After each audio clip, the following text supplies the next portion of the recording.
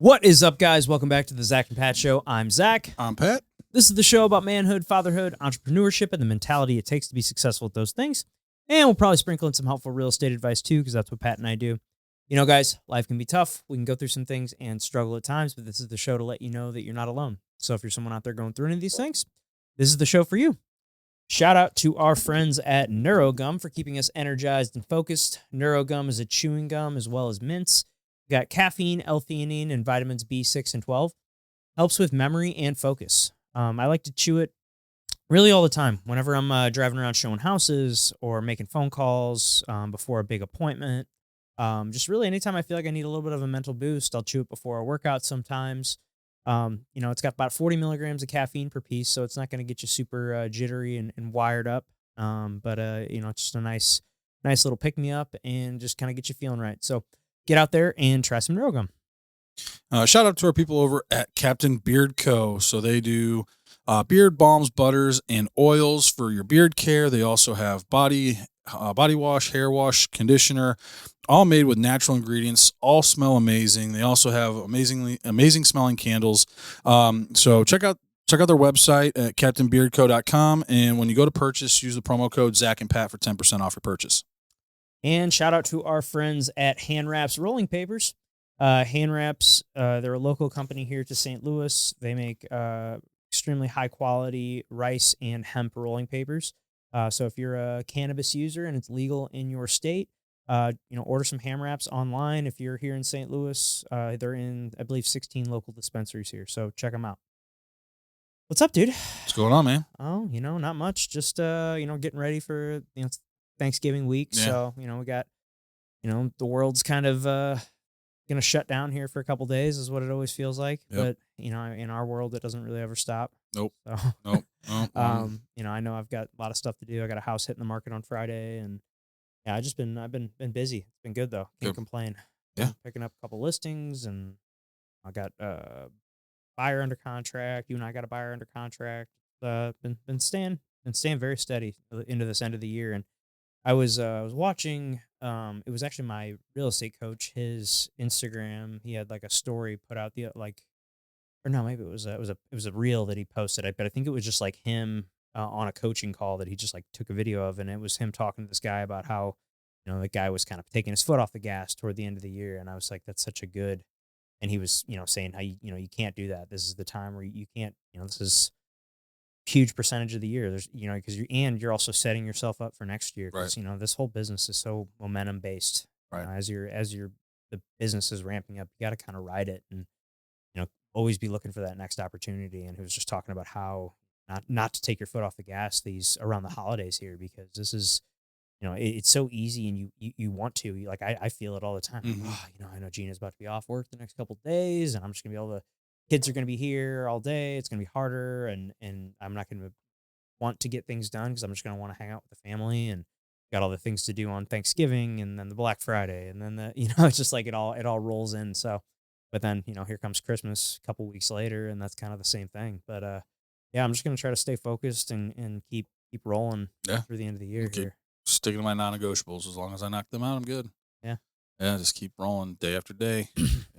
And yeah, I mean, I know a lot of people that do that, but I mean, the things that we do, like what my coaches and I have always talked about, like things that we do 6 months ago is what's coming to fruition now. So it's like, all right, well, if I take this time off now, well, in 6 months, that's going to put me in the summer, like you're hurting. Yeah, like I don't want to do that. I don't want to take any time off, and I don't want people to think that they can't reach me or get a hold of me when they need me. And so yeah, I mean, I'll be on call. On call. Ready for pre-approvals, baby. Yep. Give this guy a call. Heck yeah. Yeah, man. So we'll I got buyer's inspections later for our Nice. buyers, so I'm gonna run over there after this, and yeah, gotta just holiday stuff. Yeah. So we got like my Thanksgiving's a fucking shit, just a shit show. What are you guys I love doing? it. I love it. Yeah. I'm it's like I have the problem of too many places to go. It's like such a it's a good problem to have. Right. Like I've got, But also very tiring. but very tiring. Mhm. And with two, kids under 3, it's, it just makes it a little bit harder. We're, trying to figure out like nap times, and, there probably is not going to be a nap time. So Yeah. then that's going to affect sleep that night. And yeah, we got a place to be at noon, 1, and like 3:30 or 4. So it's just like, Yeah, those nap schedules are like a calculus. dude, it is. It's like, that's the one thing I feel like when we first, like, when we first had Calvin, I was like, Gina was so diligent about the schedules and stuff. And I was like, it's okay. We don't have to be on, but then I noted, then I saw, Firsthand. I saw the repercussions of getting off the schedule. And Yeah. I was like, oh, Yeah. like if we want to sleep, Yeah. right? If we want to actually be able to like chill tonight and Mhm. like, hang out and sleep, watch a show, and then actually just like hang out, and then actually be able to sleep all night, that we have to stick to the schedule to get them in bed at the right time. And then they'll sleep through the night if we do that. But man, if you throw it off, or if they're, like Halloween, for instance, we let him stay up a couple hours past normally when he would normally go to bed. And then, of course, eating a bunch of candy and all these things. It was just like like trying to get him to bed was like the fight. Mhm. It was like, oh God, this is brutal. But now you totally see just like the keeping them on a schedule just is, I think it's the key. Oh, to for it, sure. Both like, Connor and Oliver are still scheduled like to a T. I mean, it changes a little bit, but like every night, 8:30 in bed. Yeah. Yeah. No ifs, ands, buts about it. And yeah, I mean, I think like with the schedule, with the parenting switch too, is like they're getting used to that, or they are used to that, and they're doing really well. Like, oh yeah, it's dad's day to pick me up, or oh no, it's mom's day to pick me up. Like they know. they know. Oh, that's cool. And so, yeah, it's been, schedules are key, especially for kids. Keep that structure, and we did it. I mean, it was great. I mean, I was the same way. Like, oh, is it really that important? Like, Yeah, I was like, "Ugh, come on, it's fine. Yeah. Like we're hanging out, we're having a good time. Right. Like, and then you get that first dose of reality when it doesn't happen, and it's like, oh yeah, okay, yeah, because You're right. Yeah, we went to. He only got an hour. He only got 30-minute nap instead of like a 90-minute or 2 hour Mhm. nap. Oh, That's that's a change. That's a game changer. Yep. That hour Yeah. that'll come and bite you in the ass. Oh, for for sure. So yeah, man. But anyway, today's our if you guys have been following along, every month Pat and I read a book together. This month we read the 4 agreements, and I think honestly, Pat, I think we need to get better at like talking about this, other than because I feel like we mentioned it on the book review one, and then we don't say anything about it. I know we're not talking. Yeah, so we need to get better about like Posting bringing up, about it. posting about it and bringing up like what we're reading. But this month we read the 4 Agreements by Don Miguel Ruiz. Really, really good book. Yeah, it was the first time I read it, and I mean, it was very enlightening. Yeah, It's simple, very simple, easy read. Yeah. I mean, I was. I'll be honest. I was slacking on my reading this month. Yeah. And last night I was like, oh shit, we got the book review tomorrow, and I still had about half the book to read. But that's the thing is, I knocked it. I just cruised through I it. think it's only like 140 pages. 140 pages. Yeah, it's nothing. It's Yeah. not huge, and No. it's like smooth. It's Yeah. like pretty easy. Very easy, and it's not as you can see, it's not a large book, but the printing is large. Yeah. That's true. It is. Yeah, it's a good book. It's like I said, easy to read, and just the information that's in it, just to get you to think in a different way, and really like, hey, like the way we're conditioned and trained from a young age, like it made really like the biggest thing was like it made me go back and think like, how do I want to raise Connor and Oliver based on these? And so yeah, I mean, I think I liked it a lot. Yeah, all 4 of the agreements are like such. I mean, they're just so simple. It's simple, simple so things. simple, but like, but they're hard. like, they're hard to do, Yep. and you could kind of like constantly catch yourself slipping on them too. Yeah. Like, so I guess let's just get into it. So, the first agreement is, so the whole book is based on these 4 agreements, and the first agreement is to be impeccable with your word. So, meaning that you have to be careful about the words you choose. Words are powerful. Well, I think before we dive into the agreements, I think like a little brief about so we are run by these agreements that we tell ourselves, or rules that are put upon us from when we were little. And so we have all these rules and agreements in our brain, and we call it the minate. Minate. Yeah. And so basically they're saying like our brain has 1,000 voices talking all at once, and each voice is different and it has a different thing that they're telling us. And some of them are good, a lot of them are bad. We're rewarded on, we have punishments and rewards the way we're raised. And so it establishes these thoughts and these agreements in our brain that allow us to be who we are, basically the rules that we live by, and the basically the voices that we're talking about. So what this is telling us is how to change the negative self-talk by coming up with positive agreements. These four are the most simple forms, and if you can do this, you're going to live a free life. So, go ahead. Yeah. Yeah. So the first agreement is, basically, and the four agreements are the ones that he recommends, you live by. So the first agreement is be impeccable with your word. This agreement is about being careful with the words you choose. Words are powerful tools. When you speak, you can either build people up or tear them down.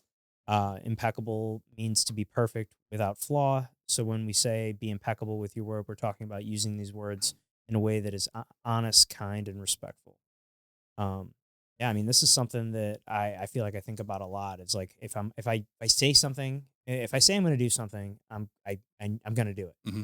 That's something that's kind of how I see this. I mean, at least it's like the biggest thing The biggest thing. that I think I take away from it is, just if I say that I'm going to be somewhere, if I say that I'm going to get this done, if I say that, I can do this, then I'm going to Gonna do it. figure out a way to do it Mhm. because I don't want to, I'm not a liar. Right. I don't want to be seen as someone who can't come through Right. whenever I say I'm going to do something.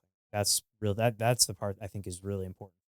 I agreed. And then it goes into like gossiping. So like that's Mm. a negative form of communication. But like that's the biggest thing that I've learned, especially going through the divorce and everything like that, was like our communication was shit.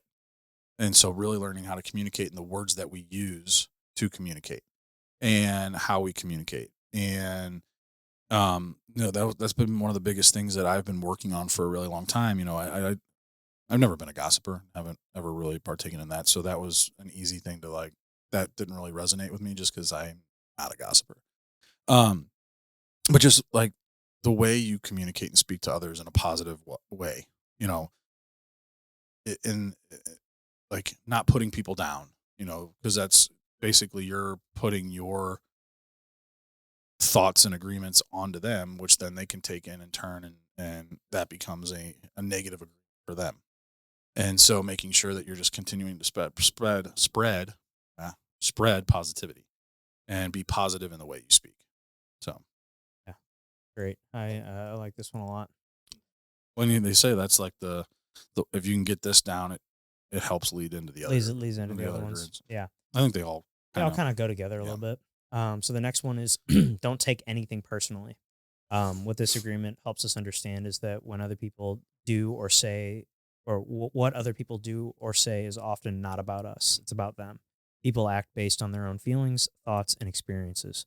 When someone says something hurtful or does something that upsets you, try to remember that it's about more them. about their own struggles than anything that you did wrong. And that goes for both positive and negative things. Like he was saying, he's like, yeah, someone could just say you're the ugliest person in the world, but don't take it personally. That's on them. Yeah. They've got these thoughts in their brains, but then the next person will be like, dude, you're a good looking dude. Well, again, don't take it personal. That's just one person.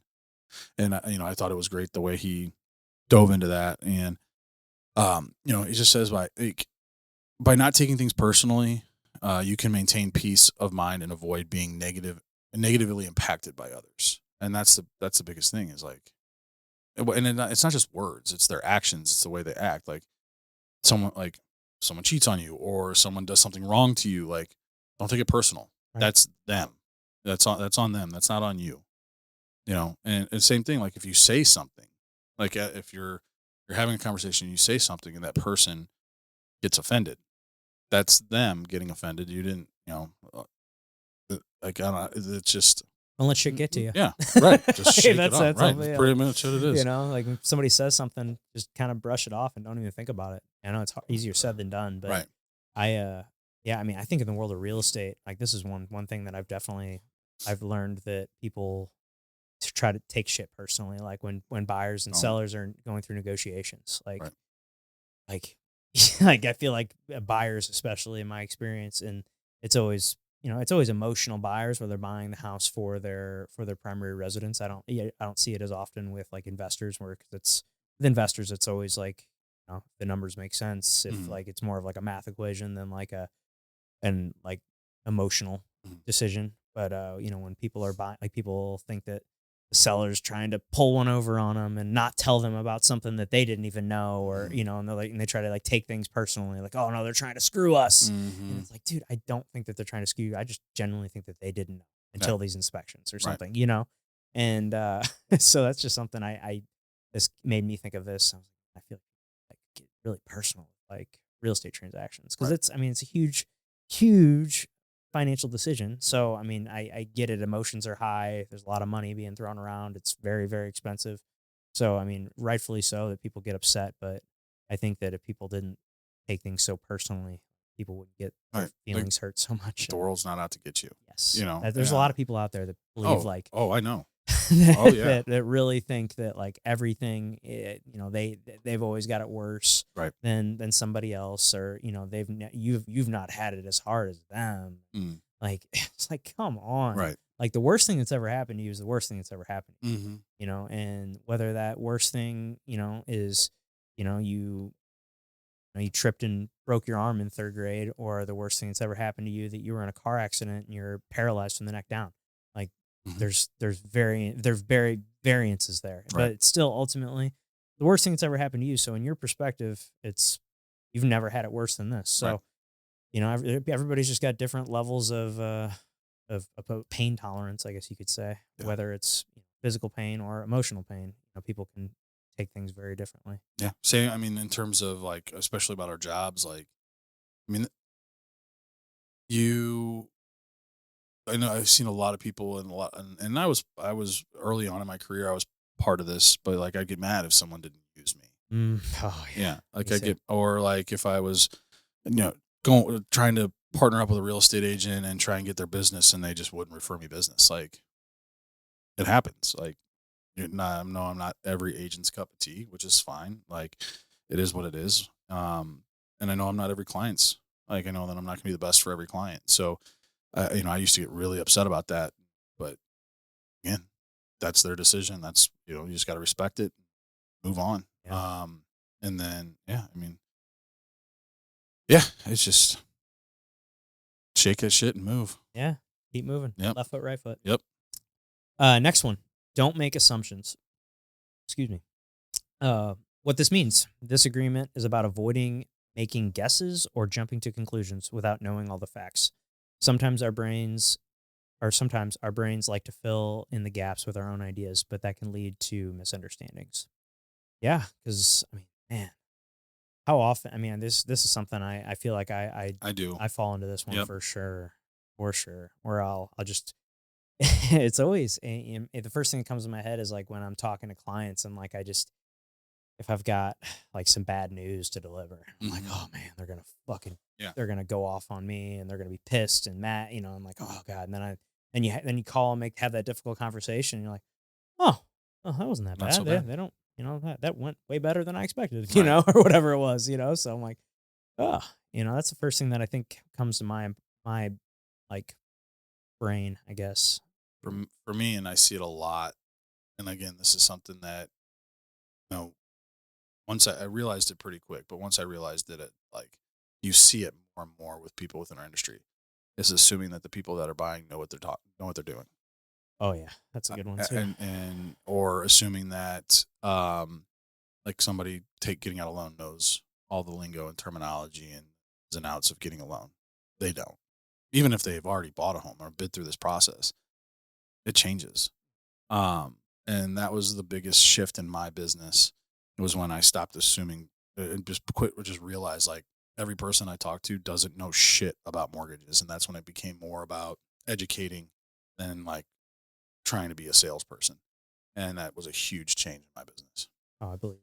Yeah, I do something very similar where I send them a series of videos that like kind of break down like what to expect. These are what inspection like. So you typically will go under contract. Great, you got your pre-approval.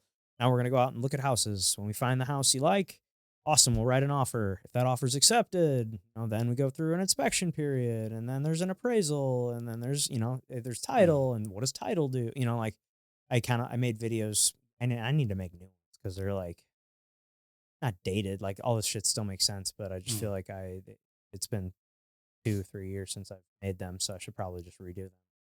Updated. Yeah. Updated shit. I feel like I'd be better at making the videos. Like I'll watch them now, and I'm like My super God. super like cringy, So I'm like, I feel like I can do that better. So maybe I should redo those. But yeah, that's definitely. I feel like people just with houses for sure. For other things and other things that people make assumptions on. Whether somebody likes them. I think that was the example they Oh used in the yeah, book. But yeah, I mean, just just seek. assume just Yeah. because oh Oh, they man he gave you a hasn't I look, haven't hot from or him. I haven't yeah, heard from him in 3 weeks, man. yeah, Wonder if he's mad at me. yeah, I've definitely thought that. Man, I haven't heard from him in a while. Like, right, hope everything's okay. What did yeah, I do that he doesn't want to talk to me or right. whatever it is? Yeah, I haven't heard from him. I hope especially with clients too. That's another one too. Hmm. Oh, I haven't heard from them forever. Are they talking to another agent? Like your mind just Uh-huh. like goes to these like weird Weird places. places. You're like, fuck. Yeah, Why are you being such a little needy bitch? yeah, yeah. Just the seek the clarity. Yeah. Ask the question. Seek the clarity is so you're not having these assumptions and you can understand it and forward. But yeah, I mean, honestly, like people make assumptions about all sorts of shit, and yeah, I mean, that's I honestly think this was the hardest one for me because in certain like there's certain situations like call an agent, they're not calling me back, they're pissed at me about something. No, they're just probably fucking busy. Yeah. Yeah. Oh, for sure. And let's be real, do you really want to call me and talk to me?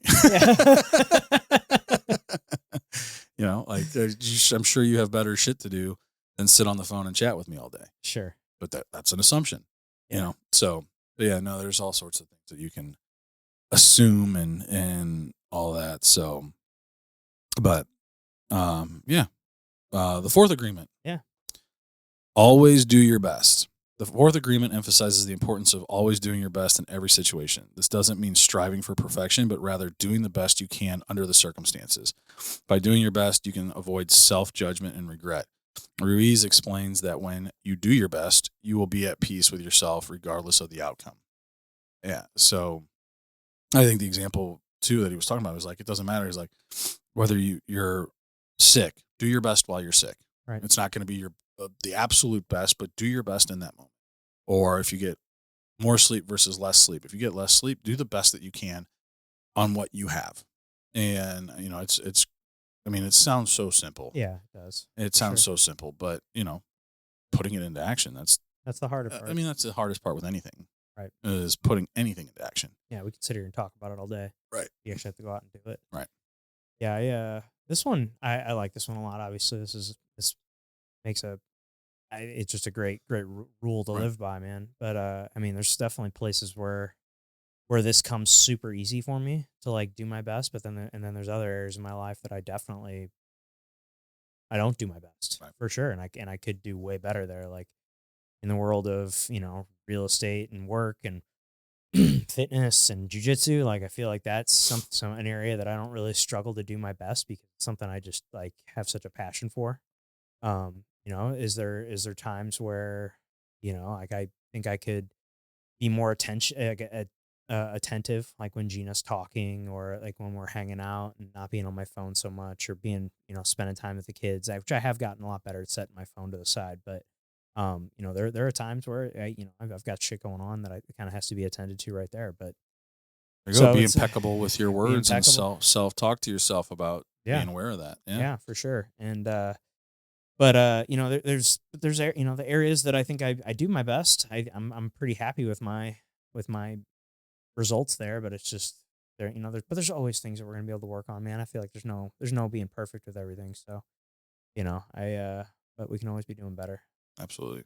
It's just like just like every book we've read talking about being the best version of yourself, but this one is just like be the best version that you can be for that particular day For in that that one. particular moment.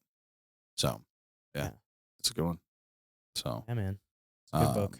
But then it breaks into like how do we get past these agreements? How do we start these new ones?